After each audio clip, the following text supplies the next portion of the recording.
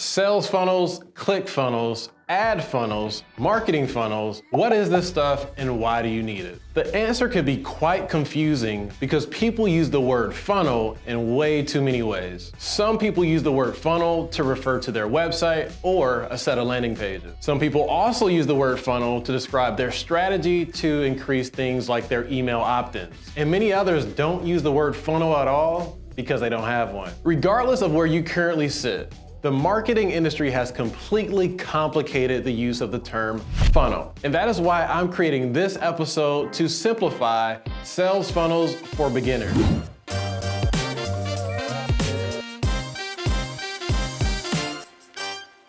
Hi, my name is Sherman with Life Marketing, a digital marketing agency that helps small businesses grow. Today, I'm going to fully explain what sales funnels are, show you a specific sales funnel that converted me, and go over all the elements of different types of sales funnels and everything you need to know to begin creating your own sales funnel. By the way, if you're new to our channel, please subscribe to our page so you don't miss out on future episodes that can help your business grow. Also, if this video is valuable to you in any capacity, please help me out by smashing that thumbs up button below. As a business owner, I can tell you, if you do not get your sales funnel down to a science, you risk the potential growth of your business. At our agency, we talk to business owners every single day. And in most cases, the people we talk to are interested in one thing and one thing only: sales. But interestingly enough, most of the people that I talk to don't even have sales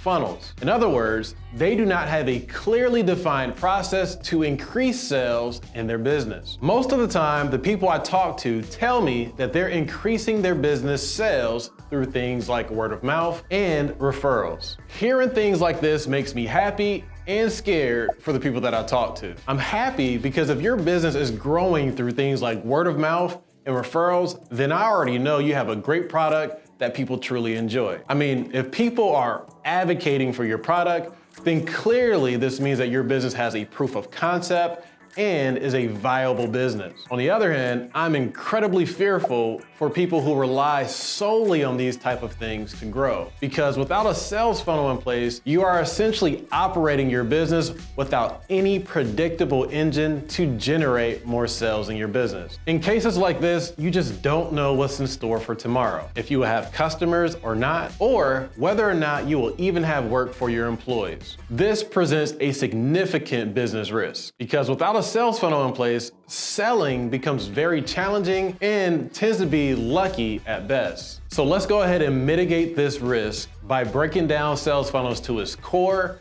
and giving you the essentials you need in order to get started. Okay, so what are sales funnels? A sales funnel is simply the journey a customer takes in order to purchase your products or services. The simplest way to understand sales funnels is to look at a funnel. No, not a sales funnel, like an actual physical funnel. A funnel is traditionally used to channel liquid-like substances into small openings. Typically, it's very wide at the top and gets narrow at the bottom. Now, if we add sales to the front of the word funnel, then this process now refers to channeling consumers into buying customers. Just replace liquid-like substances with actual people, with the end goal being them pulling out their credit card and buying from you. Now, the higher people are in your sales funnel, the less likely they are to buy from you. These are normally people who are simply aware of your business or interested in a topic that your business is engaging in. Now, the lower people are in your funnel, the more likely they are to buy from you. These are people who are specifically interested in buying your product or service. Now, fundamentally, a funnel is very wide at the top and narrow at the bottom. This is true regardless of if you're selling an e-commerce product, baking a cake,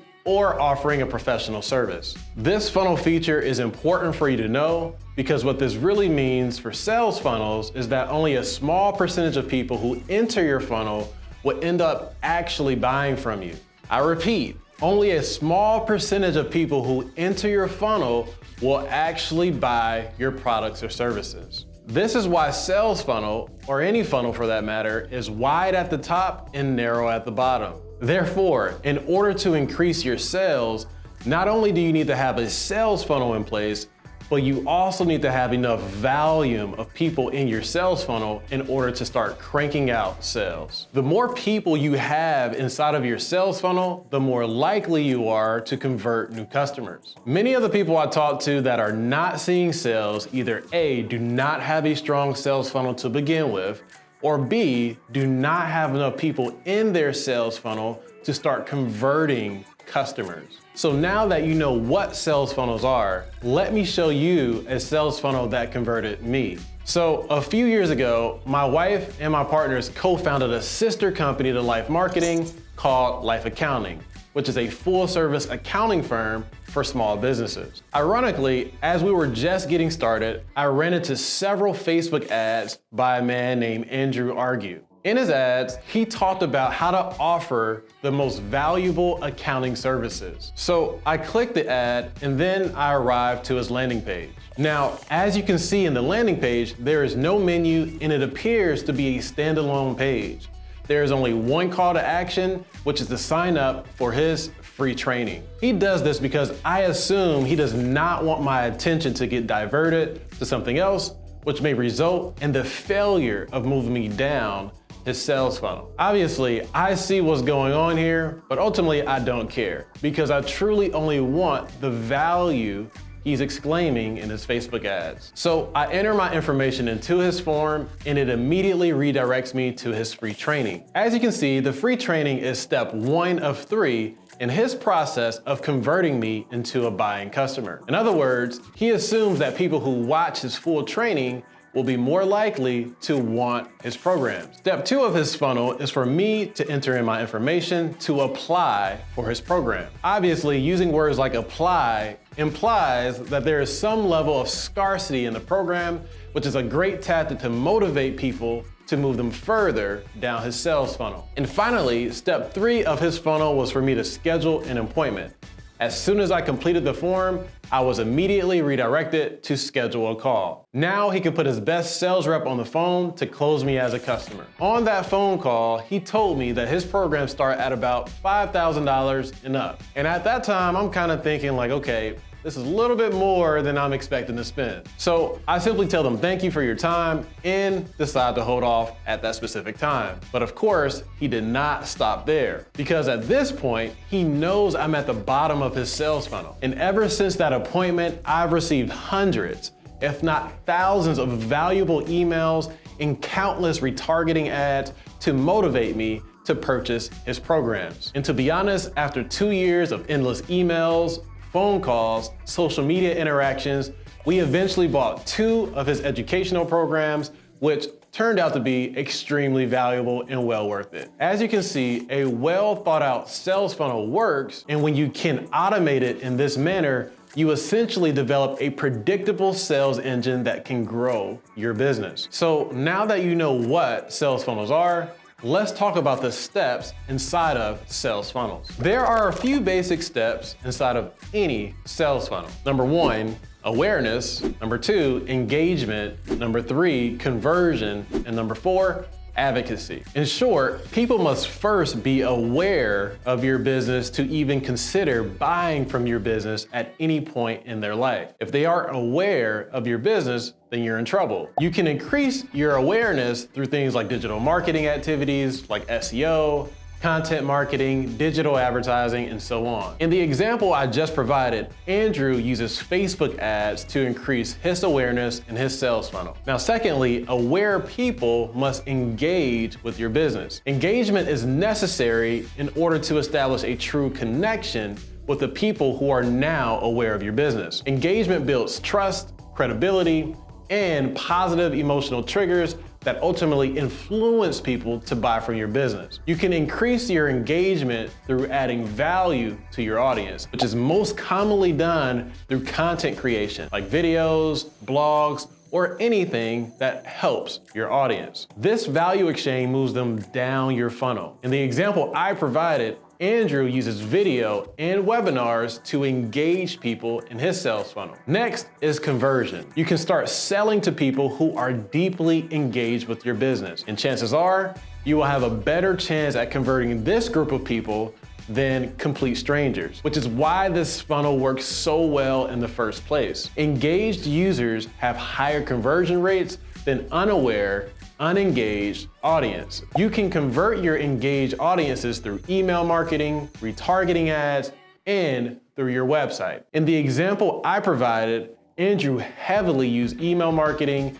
and retargeting ads to bring me down his funnel. And lastly, you have advocacy, which is when your products and services delight your customers and they become advocates of your brand, ultimately resulting in more word of mouth and awareness of your business. In addition, your brand advocates will be more likely to convert on upsell opportunities that exist in your company. The simple fact that I am referencing Andrew without any ties to his business at this point shows you that advocacy really works. Now, there are different types of sales funnels. So let's go ahead and discuss what may work best for your business. The steps I just gave you are consistent for just about any sales funnel, but the specific quantities and methods you use will ultimately depend on your unique business type. For example, Andrew has probably sent me over 500 emails inside of his sales funnel. But does this mean that you need to send 500 emails to people inside of your funnel? Probably not. The funnel methods you deploy will depend on your unique business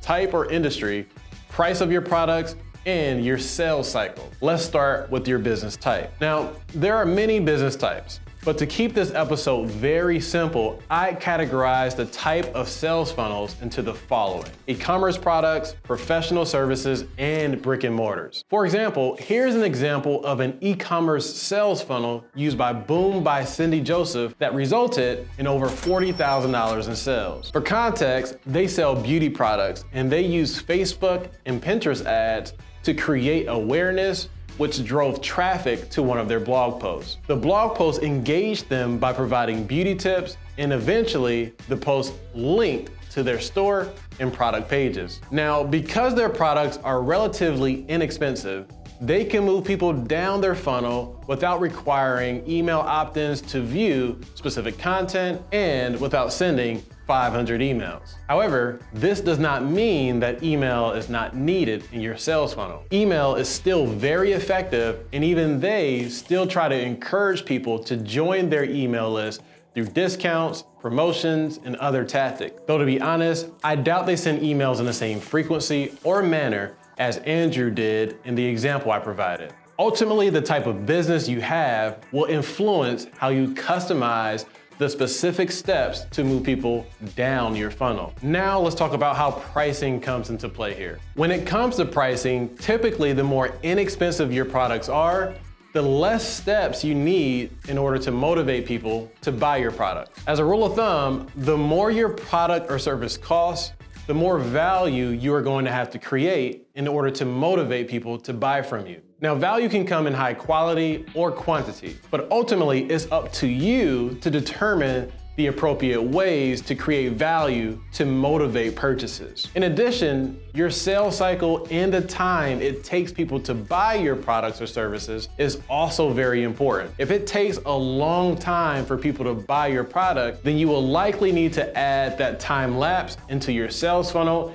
and plan to communicate with your leads during that time period. For example, I have a client that I work with that sells trucks to landscape contractors. He has trucks that cost tens of thousands of dollars. And as a result, he knows that it's going to take a ton of time to convert any of his leads into customers. So over the last 2 or 3 years, we've ran Google ads, social ads, and other organic digital marketing activities to increase the leads he receives. Once he receives a lead from us, his team speaks to them, but they already know that the deal won't close on the first call. So he continues to send several emails over the years to stay in front of them. And the best part of it is, it's all automated. Anyway, when you craft your sales funnel, start with thinking about your customer's journey. Think about what makes them interested in your products or services, and what obstacles deter them from buying from you, as well as the time it's going to take for them to overcome these buying resistances. When you craft your sales funnel with this in mind, you increase your odds of success. In my opinion, it's more psychology than anything. You really need to understand what's going on in your customer's mind at every stage of your funnel. When understood and implemented successfully, then you will have a predictable system to increase your sales. Okay, wow, we've covered a lot so far. If you're still with me, I hope you're enjoying the ride here. If this stuff is helping you at all, please help me by giving me a thumbs up below. And also, if you have any questions on what I've said so far, drop them in the comments below and someone from our team will get back to you as soon as possible. Now, let me give you what you need in order to start building your sales funnel. In order to build your sales funnel, you need to start by mapping all of this stuff out. I personally like to use a free website called Funnelytics. This helps me map out every single step in my sales funnel. You can also use good old-fashioned pen and paper. The second thing you need to do is to start creating landing pages. Now, there are a ton of landing page tools out there, but the most common ones are Lead Pages, ClickFunnels, and Kartra. At this present time, our agency currently uses Lead Pages for most of our clients. Now, the third thing you need to do is to start creating content. This includes content on your blog, landing pages, and email campaigns. Now, to be honest, this is the hardest part, but it's the most important because without great content, you will be unsuccessful at moving people down your funnel. Finally, you need traffic to make all of this work. Use SEO, social media, email marketing, and digital advertising to get in front of the right people. As I've said earlier, most people fail at increasing their sales simply because they do not have enough people inside of their sales funnel. Build a healthy amount of people in your pipeline and tweak your sales funnel as time goes on to have the best chance at increasing your sales. Now that you know what to do, let's go ahead and summarize this video so you can get right to work. In today's episode, we defined what is a sales funnel. A sales funnel is simply the journey a customer takes in order to purchase your products and services. We then went on to define the steps that every sales funnel should take. Every sales funnel must have a process to make people aware, interested, and engaged, and ultimately convert people into sales. If you fail at any one of these things, then your sales funnel will not work. Then we discussed how to customize your sales funnel. Your sales funnel should ultimately be customized by your customer needs, business type, price point, and sales cycle. And finally, if you don't take away anything, you need to know why a sales funnel is important. Your sales funnel is important because without it, you do not have a predictable way to grow and scale your business. All right, that's it for today's episode. If this video helped you in any way, shape, or form, I do accept tips. All you have to do is hit the like button for me below, and I'd greatly appreciate it. Oh, and be sure to subscribe to our channel so you don't miss out on any future content that can help your business grow. I'll talk to you soon.